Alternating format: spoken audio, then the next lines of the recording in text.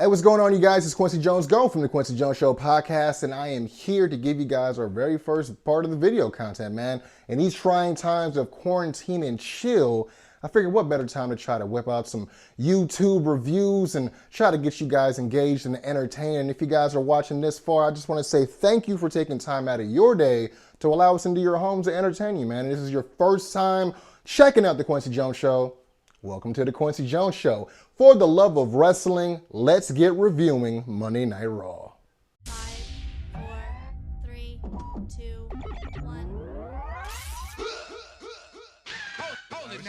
We kick off Monday Night Raw with a visit from the WWE Champion, Drew McIntyre, and he's coming out and he's talking all these promo points that we should have got last week. Instead, we got this footage of this weird in the future, but back in time, 20 minutes after WrestleMania, 10-minute otherwise promo for the Big Show on Netflix. And of course, he's interrupted by the current United States Champion Andrade and his counsel, Zelina Vega. Now, Zelina Vega is referencing the last time these two were in the ring together. And if you guys don't remember, it was 2017 TakeOver War Games. It was Andrade Cien Almas taking on then current NXT champion Drew McIntyre, and he hit a top rope hammerlock DDT that not only allowed him to secure the win and beat Drew for the NXT championship, but it also tore the bicep clean off Drew McIntyre's arm. Zelina then brings up the fact that Drew McIntyre actually had 2 WrestleMania moments in the same night,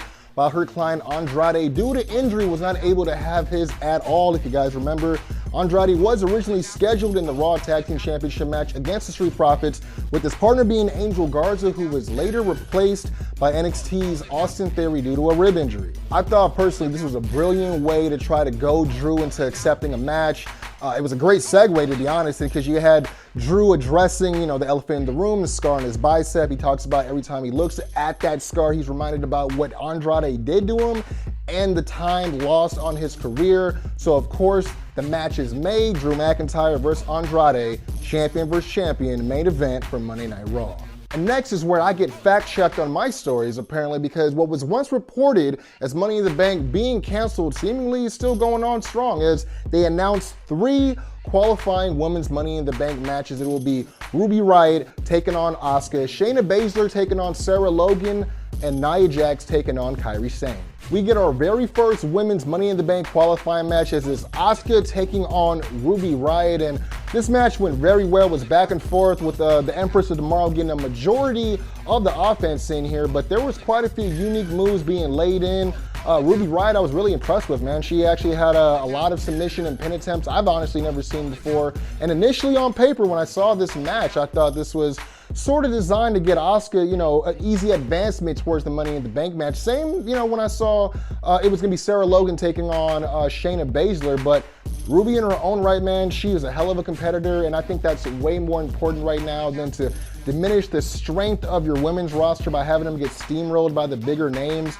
You're obviously working with a limited roster right now due to the pandemic, and plus, WWE seemingly just pushed the reset button post-Mania season, so it's good to see a little bit of competition there. Asuka's heel work was off the charts. I loved it. Working a little bit stiff in the ring, but that's what she does, man. Asuka comes off as this believable, charismatic badass that you both want to get behind, but also could be a little bit intimidated by at the same damn time. So I very much enjoyed her style and allowing her to work this style in this match. My only note in this match is we did get an Asuka lock attempt, which Ruby Riott was able to counter with the reversal pin of her own, but it was a little bit too close too soon to the same finish we just saw at WrestleMania between Becky Lynch and Shayna Baszler, especially when later in the night they actually show a whole recap video of the match between the two. And I don't know, I just think kind of pulling off this move and not winning with it kind of takes away the significance or the importance, I guess, behind like Becky needing to dig down and pull that win off as far as surviving an opponent like Shayna in a WrestleMania match, but I digress. We get our very first women's Money in the Bank match qualifier. Asuka gets the win and taps Ruby Riott out. Next, we have MVP announcing the men's Money in the Bank qualifying matches, with the first being Rey Mysterio versus Murphy. And this is great news as we have yet to see either man on WWE TV the past couple of weeks. Obviously, Mysterio was rumored to be back at home quarantining during Mania season as a precautionary measure, but it's good to hear both these men will be back in the WWE ring and doing fine. The next qualifying match is Alistair Black taking on Austin Theory, and look, Austin Theory has done absolutely nothing to earn this opportunity. Look, I'm not hating on the guy, but he's been here on the main roster for what, a cup of coffee? No issues, but let's not pretend and imagine that his main roster promotion isn't solely dependent on the fact that Andrade gets hurt and WWE wants to keep the shows rolling. Now, there's other guys like Ricochet and Cedric Alexander that could use this opportunity that are currently being underutilized, but on paper, I understand that they need to keep Alistair Black looking strong, and if they need a guy to be a sacrificial lamb to take that kick on the chin, then Austin Theory is probably your guy. In the third men's Money in the Bank qualifying match, Apollo Crews versus MVP. But why though? Like, for real, but why? Like, look, I have no problems with Uhaa Nation. I think Uhaa Nation is dope, aka Apollo Crews in WWE. Highly underutilized, extremely athletically gifted, can do amazing things in the ring. But his stock has been severely diminished from always being the under guy and not having a real strong promo and usually taking the L to put over a top guy at the time. I mean, he even just took an L against Alistair Black in the post-Mania Raw, so logically for WWE to kind of award him for that loss by giving him a chance to qualify in the Money in the Bank match, well, that kind of makes as much sense as a giant mechanical spider in a cage. And then we get MVP stroking his ego a little bit too much here, referring to himself as the most decorated superstar of all time and the greatest ladder match competitor ever. I don't know what you think most decorated means, MVP, but two-time United States Championship, one-time tag team champion with Matt Hardy, you're not most decorated. You want to talk about decorations and accolades, someone like Seth Rollins would have been a clear-cut person to put in it, especially given his history with the Money in the Bank match, the briefcase serving as probably the biggest launch pad of his career. Even someone like Edge, dude, Edge is way more synonymous with the Money in the Bank and ladder matches, but of course I wouldn't want someone like Edge to work this match, but the point being, there's someone way better. Shelton Benjamin, three-time Intercontinental Champion, two-time United States Champion, two-time Tag Team Champion. Not to mention this guy's been in 4 Money in the Bank ladder matches. He's way more synonymous with this match and the moments linked to this match than MVP ever could be. I swear, MVP has got to be the weirdest person on the WWE roster or not on the roster. First he's back and then he has a retirement match and then he has another match and then he's rumored to have a backstage producer agent role and then he brings back the VIP lounge to try to manage the hotshot upstart and Drew McIntyre, and now he's competing in 2020 for a shot at the Money in the Bank briefcase. I just can't help but think that there's someone that's way more deserving, but who knows? Maybe he's actually the one that pitched this to try to get Apollo over. Next, we had Alistair Black taking on Oney Lorcan, and man, this was such a competitive match. You had the tough, rough, hard-hitting style of Oney Lorcan taking on the quick, technical striking abilities of Alistair Black. This was a slobber knocker from top to bottom, straight up. I mean, both guys working snug, working a little bit stiff, but I love it. I love that realism, you know what I mean?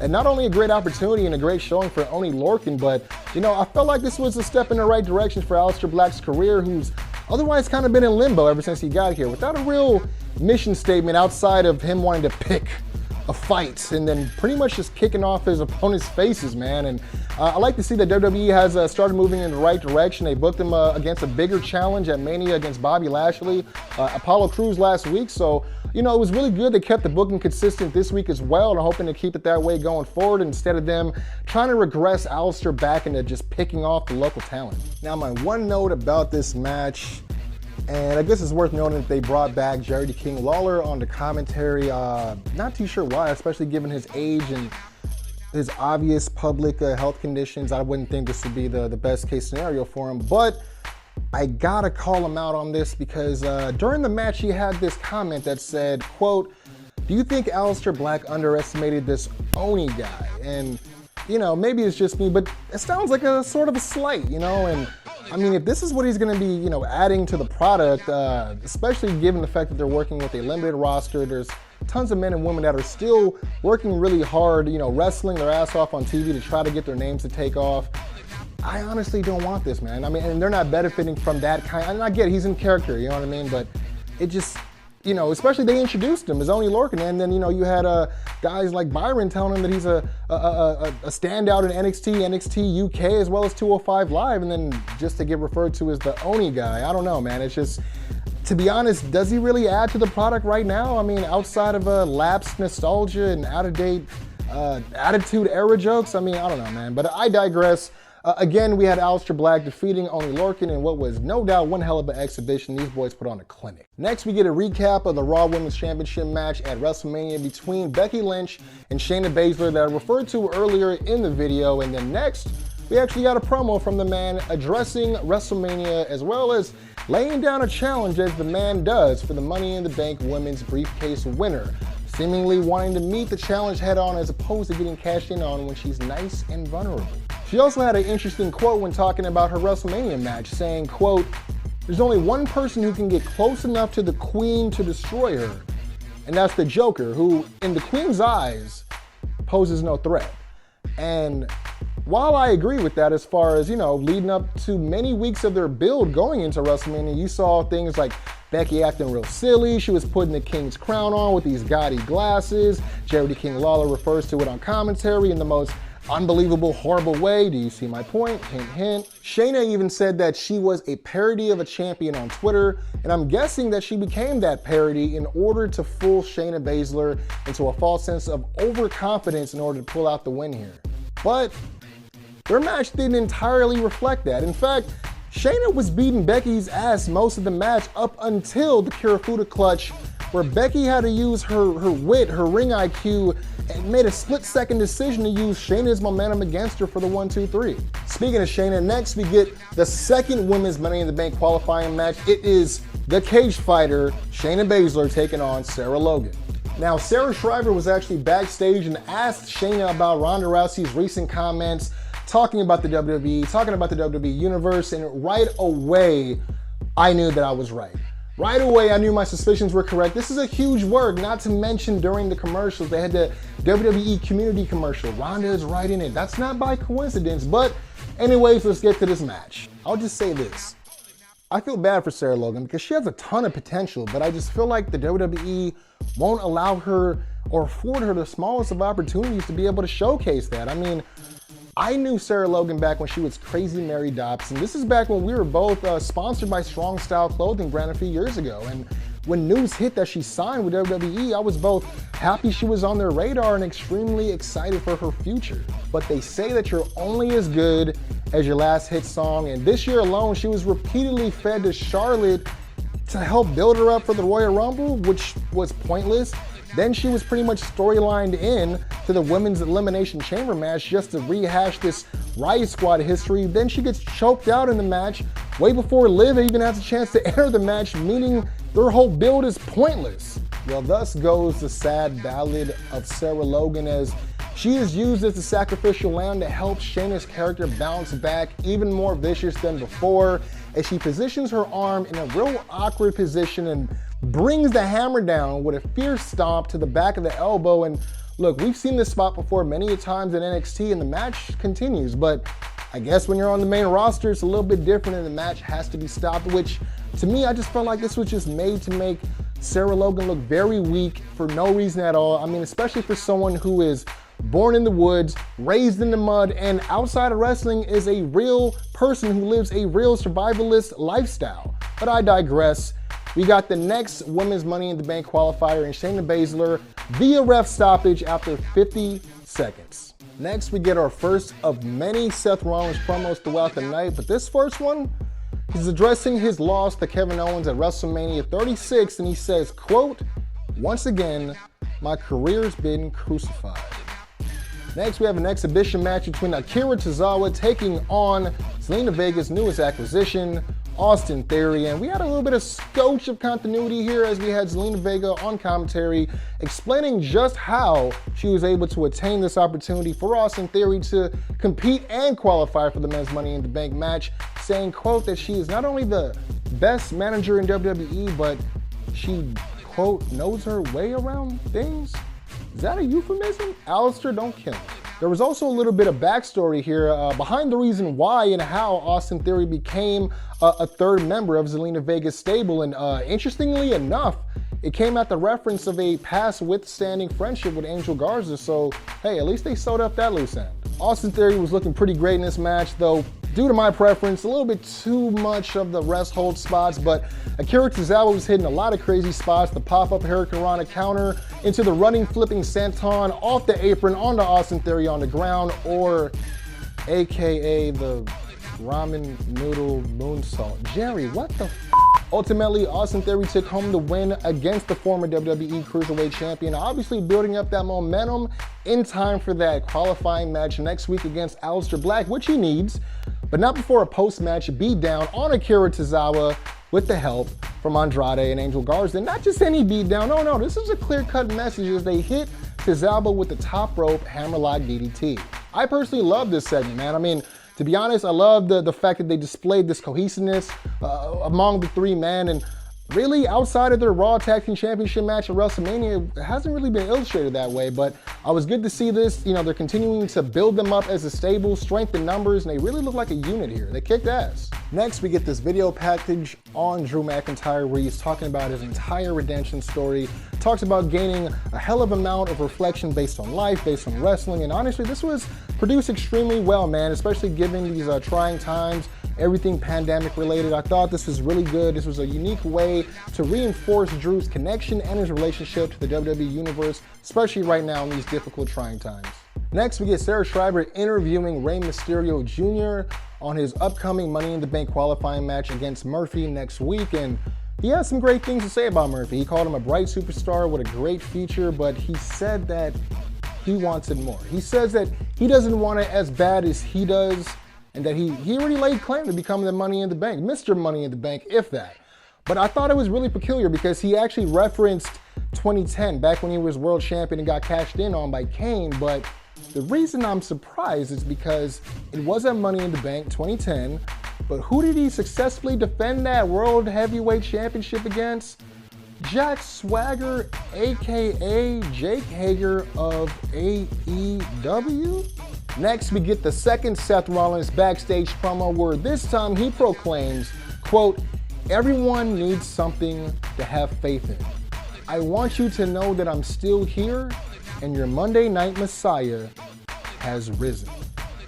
Obviously a painful reference to Hide Your Painted Eggs Day, or what you guys know fondly as Easter Sunday that just passed. And look, I don't know if WWE is pressing a little bit too hard on the gas with this whole CrossFit Jesus thing, but I have to think that maybe Paul Heyman has his fingerprints on this. Next, we have Angel Garza taking on to Hoody Miles in an exhibition match, and it's worth noting that the woman who was seen at ringside getting the kisses and taking the pictures of Angel Garza was none other than Angel Garza's real-life fiance. He actually proposed to her in front of the NXT crowd late last year, right after he actually beat Lio Rush for the NXT Cruiserweight Championship. There was some great heel work here and charisma, as per usual, from Angel Garza. Not to mention, we known and seen to Hoody Miles a little bit before on NXT as an enhancement talent, but a lot of good spots in this match. One in particular made me laugh out loud, man. That's when you had Angel Garza setting up that penalty kick in the corner on a prone to Hoody Miles in the Tree of Woe, and he just looked off into the corner as if he just really kicked a penalty kick into the goal, man. It made me laugh out loud. And of course, we had that one spot where Angel was telling the cameraman to stand up on the apron because he wanted to film him. He wanted to get his angles right, you know what I mean? Again, great heel work all around. This match obviously designed to help Angel look strong, keep the momentum going strong as Andrade and his stable is moving towards the main event of Raw as we had Angel defeat to Hoody Miles via the wing clipper. But that was not the end of Hoody's night as he fell victim to a post-match beatdown from the three men, complete with his very own top rope hammerlock DDT to take home, gifted by Eli Dolo himself. Next, we have quite possibly the best segment of the whole night. Hear me out. As we have Sarah Schreiber backstage once again to interview the Kabuki Warriors, specifically Kairi Sane on her upcoming Money in the Bank qualifying match later that night against Nia Jackson. This was just straight up hysterical. The Kabuki Warriors walk into frame singing their own theme song, and I couldn't have had a bigger smile on my face. I'm telling you guys, the antics of both these women ever since the open arena shows have started, I mean, they're by far the MVP of WWE ever since this quarantine's been going on. And I don't know whose mind they changed, but I have to admit, they have to be popping Vince in the back when they do this stuff, man. Go back and watch that commentary for the Andrade match. Asuka is the highlight of that entire match and segment. Watch it. Press pause. Go now. Next, we have the final women's Money in the Bank qualifying match as we have Kairi Sane taking on Nia Jax. After a squash match victory last week against Deonna Purrazzo, I was a little bit surprised that WWE decided to gift Nia this opportunity for the Money in the Bank so early, but whether it's a result of having a limited division right now or not, you can't argue the fact that Nia Jax is definitely making up for lost time, which, if you calculate it, is almost a year exactly to the day since she got injured at WrestleMania 35, as we have Nia Jax, the irresistible force, dominating as per usual, beating Kairi Sane with a new Gorilla Press Slam Samoan drop combination she's calling the Annihilator. Nice. Nia wins and beats Kairi Sane, joining the likes of Asuka and Shayna Baszler representing the Raw side of the Women's Money in the Bank ladder match. Next, we get a promo from the new NXT Women's Champion, Charlotte Flair. Now, was it just me, or is History Lessons with the Queen a clean ripoff of Storytime with Adam Cole, baby? Pretty much we get a verbal recap of the entire build between Rhea and Charlotte leading up to WrestleMania, as if we don't already know, because they replay the package almost every week. And pretty much we get a combination of everything Charlotte usually says in her promos all rolled into one. I mean, to be honest, the only thing worth noting here is the fact that she claimed that Vince McMahon called on her to save the WrestleMania main event, which to me, that's still a thinly veiled shot or reference, depending how you take it, at Ronda Rousey, but I digress. We did, however, get a few choice words aimed directly at Charlotte Flair's newest opposition in her crosshairs, the new #1 contender who just won a 6-woman ladder match last week, Io Shirai, which to me was really cool. I'm glad that WWE decided to bridge these stories and don't act like they don't exist, because a lot of times they act like these brands are 3 different brothers from 3 different families when they're 3 brothers from the same family. So it was actually pretty cool. They actually name dropped her. They're actually bridging the gap between all 3 shows, getting you excited to watch this match coming up on Wednesdays. Obviously one of the main reasons why they decided to pull the trigger as far as Charlotte going back to NXT and regaining that NXT championship. So it'll be interesting going forward. And you know, I digress, but it doesn't hurt to say that the championship looked really good on the Queen. Next, we get a random squash match between Bobby Lashley and No Way Jose. Now, obviously, No Way Jose here was used as a device to further this whole Trouble in Paradise angle between Bobby Lashley and Lana that WWE is currently pushing. And even at one point, you had Bobby Lashley telling Lana to shut up while she was at ringside. And hey, I gotta give credit where credit is due. Lana sold this like a sad puppy being scolded after peeing in the house. But end result, as you guessed it, we get Bobby Lashley defeating No Way Jose via the spear. Next, we get the last backstage promo of the night from the Monday Night Messiah, Seth Rollins. And again here, Rollins keeping it short and sweet with a warning to the non-believers, giving him no other alternative, and that tonight he will stomp out the doubt. Cryptic. Next up, we have our one and only tag team match featured on the card for the night, and that is Ricochet and Cedric Alexander taking on the Viking Raiders. This match had great back and forth action. The flippers were flipping, the brutes were brutalizing, and Ricochet and Cedric Alexander even had matching gear this week, looking more like a tag team. Now, the only complaint I had about this match, and no, it's not the botched finish, as this isn't ballet in WWE, and anything can and will happen for better or for worse. Ricochet was talking a lot in this match. Like, a lot in this match. Even at one point, you had Ricochet tagging in, taking on both members of the Viking Raiders. He's taking care of Eric. He got Ivar in the corner, and then he just yells out, "Oh, don't think I forgot about you over there." Even at one point, he had hit Eric with a standing shooting star press, and while he's hitting it, he's saying, "Sorry, I gotta take you out with this." Sorry, it was just too much for me, man. It was just too much for me. But we did get the Viking Raiders victorious again. Yes, botched finish. But most importantly, we got a message sent directly at the current Raw Tag Team Champions, the Street Profits. The Vikings want that smoke. Speaking of the Street Profits, we actually have a backstage promo featuring the Street Profits responding to the message sent by the Viking Raiders. Look, I love the Street Profits. Love Montez Ford, love Angelo Dawkins. These guys have charisma, they have great personality. They won me over a long time ago. We finally got to end these silly promos, and you know what? We have Bianca Belair in their corner bringing these boys right back down to reality, reminding them that they've never beaten the Viking Raiders, not even once. Telling them they gotta focus and quote unquote, get that smoke. Of course, this came right after Angelo Dawkins served us up with a plethora of random facts about Vikings and the Viking Raider lifestyle and hygiene. And look, all I gotta say is WWEshop.com, please, oh please, let us get those smoke seats and headbands. Next, we have our main event of the night, champion versus champion, Drew McIntyre taking on Andrade. Now, these two guys haven't touched in the ring since their match at TakeOver War Games, so I thought this was a much needed, hard-hitting challenge that Drew actually needed outside of Big Show to help carve his way as he's making his own lane as far as his reign as WWE Champion.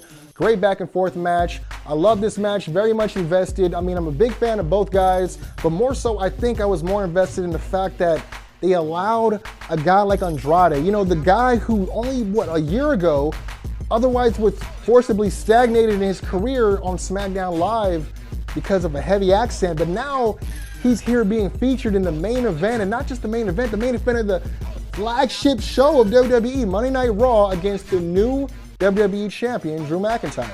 And there was a ton of tremendous spots in this match.